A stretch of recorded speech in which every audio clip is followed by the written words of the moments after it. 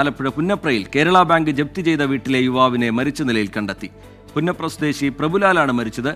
ജപ്തിക്ക് ശേഷം മകൻ വലിയ മനോവിഷമത്തിലായിരുന്നുവെന്ന് പിതാവ് അനിലൻ പറഞ്ഞു.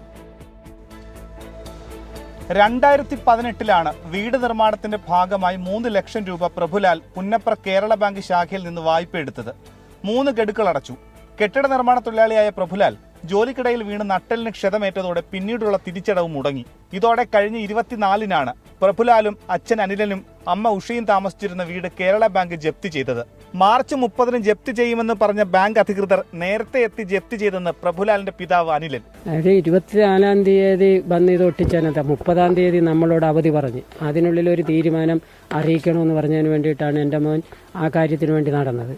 പക്ഷേ 24-ാം തീയതി വൈകുന്നേരത്ത് ഞങ്ങൾ വരുമ്പം പൂട്ടി താക്കോലുമായിട്ട് ഒരു ഞങ്ങളുടെ റേഷൻ കാർഡ് അരി അന്ന് ഉച്ചക്ക് വെച്ച ചോറ് പോലും ഇന്നലെ വന്ന് ഇത് തല്ലിപ്പൊളിച്ചെടുത്തിട്ട് കൊണ്ട് കളയുമായിരുന്നു. പൊളിച്ചിട്ട് അവരതുപോലും എടുക്കാൻ സമ്മതിച്ചില്ല. ഇപ്പോൾ അപ്പുറത്ത് തിണ്ണൊക്കെ എല്ലാ സാധനവും എടുത്തു വെച്ചിട്ടുണ്ട് വാടകയ്ക്കുള്ള.